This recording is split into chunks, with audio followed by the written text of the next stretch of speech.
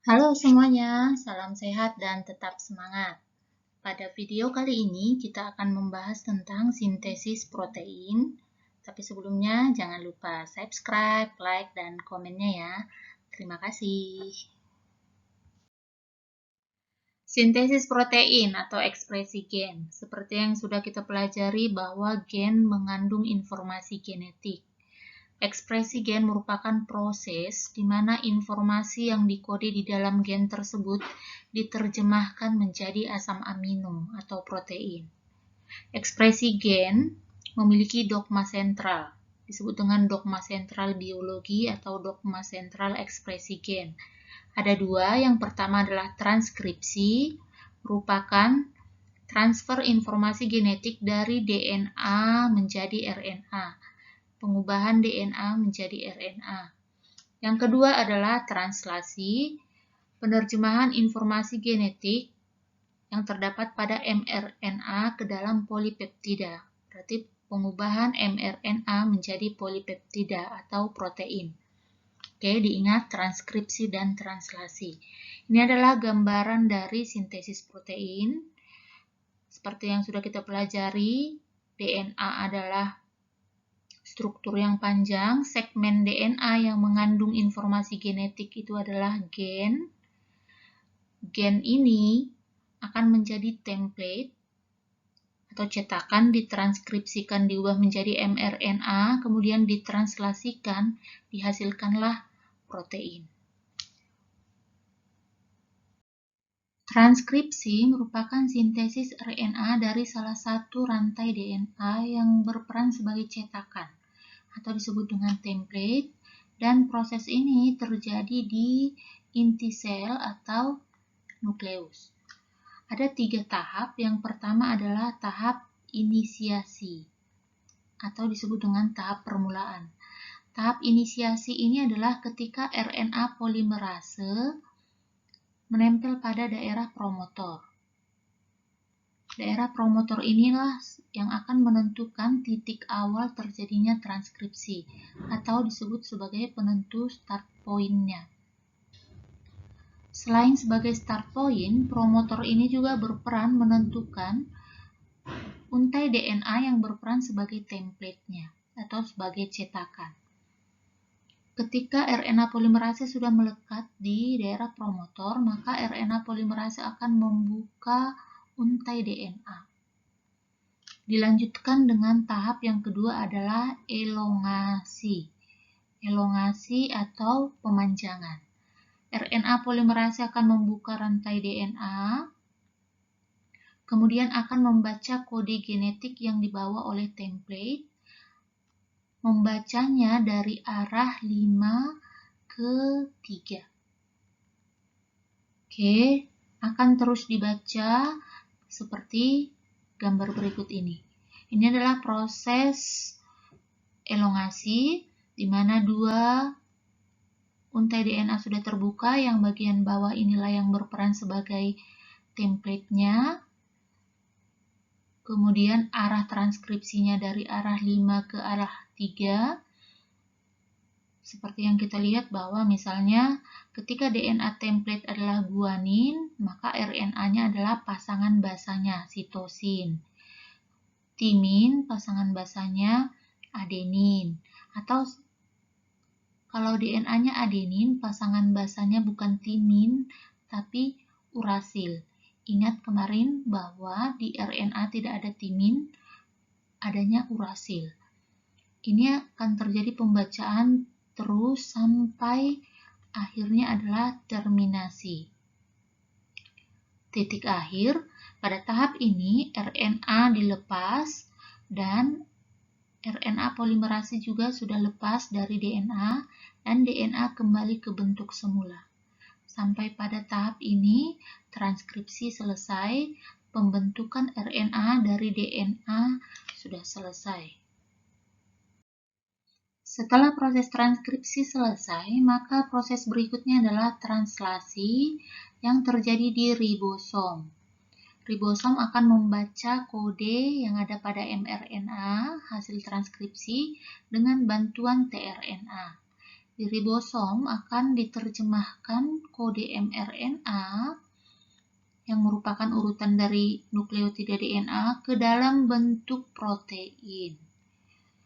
Sebelum kita belajar tahap-tahap translasi, kita kenali dulu struktur ribosom. Ribosom ada dua unit kecil dan unit besar.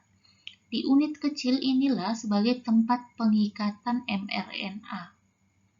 Kemudian ada 3 situs atau site pengikatan tRNA, yaitu site E, site P, dan site A. Pada situs A akan menampung tRNA yang membawa asam amino. Pada situs P akan menampung tRNA yang membawa polipeptida. Polipeptida ini adalah gabungan asam amino. Kemudian pada site E atau situs E sebagai tempat keluarnya tRNA. Tahapan translasi yang pertama adalah inisiasi. Pada tahap inisiasi, mRNA sudah menempel dengan ribosom subunit kecil. Kemudian di sini ada tRNA inisiator yang membawa asam amino metionin. Ini akan berpasangan dengan kodon AUG yang berperan sebagai start kodon atau kodon mulai. Maka inisiasi hanya akan dimulai ketika sudah berpasangan dengan AUG. Setelah itu, maka subunit ribosom besar melengkapi ribosom. Ini adalah subunit ribosom besar, maka akan melengkapi ribosom kecil. tRNA inisiator menempel pada sisi P. Sisi A nih akan siap menerima tRNA lainnya.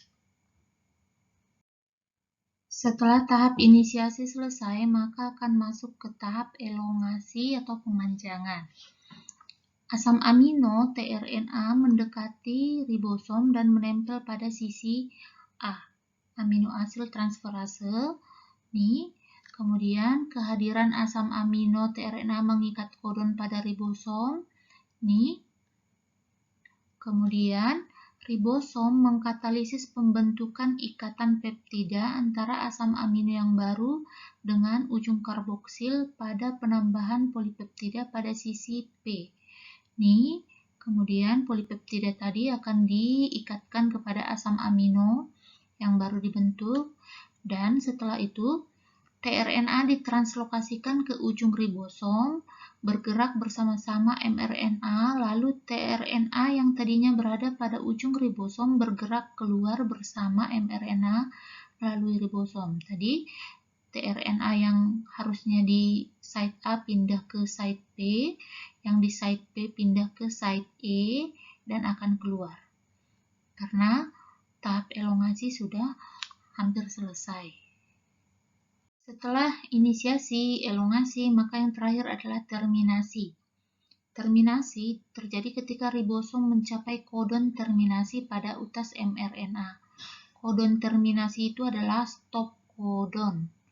Artinya ketika bertemu dengan kodon ini maka translasi selesai. Ada 3, yang pertama UAG, kemudian UAA, dan UGA.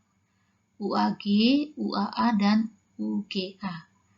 Kemudian polipeptida lepas dari ribosom. Ini polipeptidanya lepas dari ribosom, tRNA-nya juga lepas, dan yang terakhir adalah 2 unit ribosom dan komponen lainnya terpisah.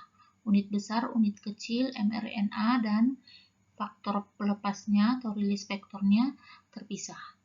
Maka tahap terminasi selesai. Setelah kita belajar tahap-tahapnya, transkripsi dan translasi, kita belajar urutan singkat sintesis protein supaya lebih gampang mengingatnya. Yang pertama adalah DNA membentuk mRNA untuk membawa kode sesuai urutan basa N-nya. Basa N DNA diubah menjadi mRNA. Yang kedua, mRNA meninggalkan inti karena mRNA tadi diproduksi di inti sel, kemudian pergi ke ribosom dalam sitoplasma, keluar menuju ribosom. Yang ketiga adalah tRNA datang membawa asam amino yang sesuai dengan kode yang dibawa oleh mRNA. Ini adalah proses translasi. Kemudian asam amino akan berjajar-jajar dalam urutan yang sesuai dengan kode sehingga terbentuklah protein yang diharapkan atau polipeptida tadi. Dan yang terakhir, protein yang terbentuk merupakan enzim yang mengatur metabolisme sel dan reproduksi. Inilah peranan protein di dalam tubuh makhluk hidup. Bagian yang terakhir kita membahas tentang kode genetik. Informasi pada kode genetik ditentukan oleh basa nitrogen pada rantai DNA yang akan menentukan susunan asam amino. Jadi seperti yang kita ketahui ada 4 basa nitrogen yaitu A, G, C, dan U. Sementara asam amino ada totalnya 20 jenis atau 20 macam.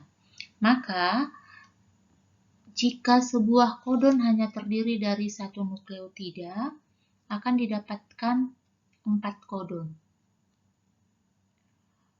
Yang kedua, kemungkinannya jika sebuah kodon terdiri dari 2 nukleotida akan didapatkan 16 kodon. Kemudian, jika sebuah kodon terdiri dari 3 nukleotida, maka akan didapatkan 64 kodon. Tadi asam amino ada 20 jenis, kalau hanya 4 kodon, maka hanya akan mengkode 4 jenis asam amino. Kalau hanya 16 kodon, hanya 16 asam amino yang dibentuk, maka yang paling memungkinkan adalah kode triplet. Artinya ada 64 jenis kodon yang dapat mengkode 20 jenis asam amino. Sehingga satu jenis asam amino ini adalah kodon, ini asam aminonya. Jadi satu jenis asam amino misalnya nih serin bisa dikode oleh 4 jenis kodon. Dan ini disebut dengan triplet karena satu kodon ini terdiri dari 3 basa nitrogen. Oke, jadi ada 20 jenis asam amino. Satu asam amino bisa dikode oleh 4, 3, 2 jenis kodon. Oke, sampai di sini materi kita. Semoga semakin memahami. Apabila ada yang kurang jelas, boleh ditanyakan. Tetap semangat belajar. Terima kasih.